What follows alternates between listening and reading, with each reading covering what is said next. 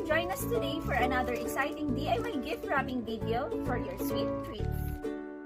First, we will make a bow using satin ribbon. Here are some tips and tricks on how you can make a perfect bow with 4 loops and 2 tails. Next, place your chocolate on a plastic wrap.